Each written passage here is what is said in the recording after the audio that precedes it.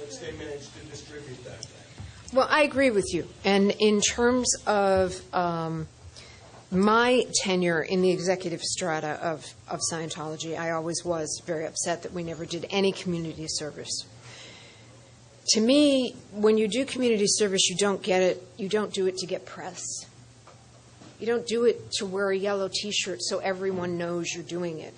And that's what they do. In addition, I read in the newspaper yesterday or this morning, it's been a long morning already, that there are some people from Haiti who are actually doing things to help, who said that, yes, the yellow shirts went around and they did the touch assist, but they gave no food, no money, no clothing, no real help. But they were there with their yellow shirts doing their touch assist. I do know John Travolta, and I do know that he is a good person and from the inside out, and he does not know about these various things that are happening. In fact, in the celebrity world, which includes the billionaires are very important, even though you'll never know their names.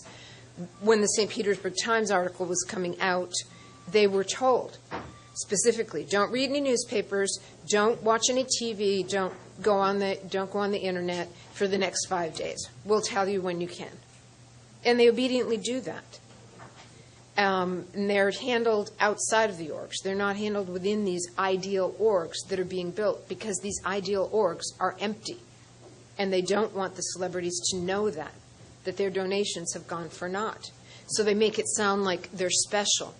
They don't want them to go in there, when that's not why they don't want them to go in there. Yeah. I have a question for Jeff.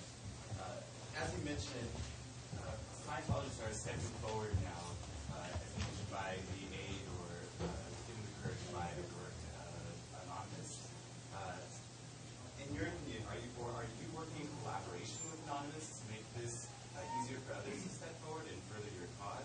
And if so, what's being done so that members who are afraid to speak out have the courage to do so? Well, let me just be clear. I'm not working with Anonymous. I'm not, a member, quote unquote, of Anonymous. I appreciate the work they've done to expose the church's crimes, and I encourage anyone who has experienced similar crimes to come out and speak out, and a lot of people are right now. Do you feel that they've ever gone too far with some of their efforts? I really don't want to comment on Anonymous. I'm not an expert on it, and I don't know that much about it. One last question. Are you doing anything personally to make this more accessible for others to speak forward? Just from hearing everyone's story, it seems like very compelling as far as what you experienced and the others. What's being done so that there is assistance or aid or support given to these individuals who don't have anyone else to come out, so that there is a support network that their voices can be heard? I don't know exactly how to address that. There are a lot of people who are former Sea Org and former staff, and we are in touch with each other, and if somebody needs a hand, they do get a hand, basically. It's a very informal kind of thing. Thank you. Okay, good. With the celebrity disaffection and the work of Anonymous, is there any indication of how this is affecting the rank and file Scientologists that are pretty cloistered? You're seeing more and more people leaving Scientology. The rank and file really don't have access to the media. I mean, the people in the Sea Org, they can't go onto the internet and see these things.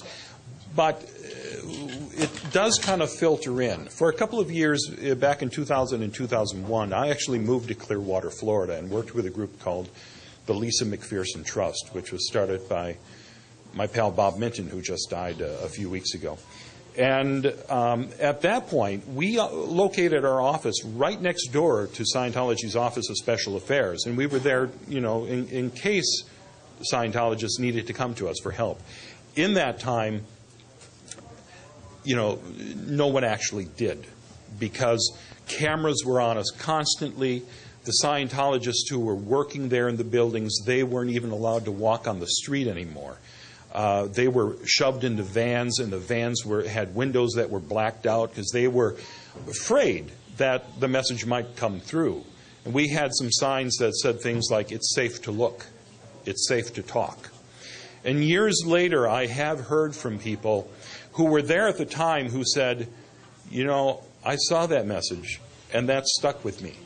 And all those, you know, all that time I was thinking, you know, why is it that we aren't allowed to see that, and they can talk freely to anyone? So, I even heard from people who said that, yeah, I remember being shoved into the building and we weren't allowed to go out because one person was walking down the street with a sign, and it did make me think, well, how come these are the most powerful people on the planet here inside Scientology, and they're afraid of one person with a sign? So those messages do kind of seep through, but for the most part, they're not going to be seeing the videos that are going up on this now, or the news reports. Real quick, I just wanted to add something real quick. Who asked about the Haiti release? I did. Okay, I just wanted to go over something real quick, because what I was involved with in the Sea organization was sales. Specifically for Bridge Publications Incorporated, I was the Sea Org sales manager, and what you have to know is when there is a tragedy, when there is a crisis, this gives a very excellent reason to ask its members for money, right? So any relief effort going from the church to Haiti or 9/11 or Columbine, which is, I left before 9/11, but yeah, Columbine, Katrina, all of these issues. When these tragedies happen, the salesmen get on the phone. They have a parishioners list this thick, number, over and over and over again, and they raise as much money as possible. And yeah, and then they send in the photo opportunity, which is the folks in the yellow shirts to go and show how the pamphlets are being distributed. You know, That's fraud. that is fraud. I am guilty of fraud as a sales manager for Bridge Publications Incorporated. And will anybody do anything about it? No. I am willing, just so you know, I haven't been sued yet. I haven't received a court order yet, and I expect all this to happen. I'm fully willing to go to jail or wherever. This is like not even an option. I mean, it's not even a choice I have to make. I don't care about the threats. All I want is that I don't want there to be any more kids suffer the way my family suffered. I don't want there to be any more Uncle Bobs. That's it. Thanks, Julie.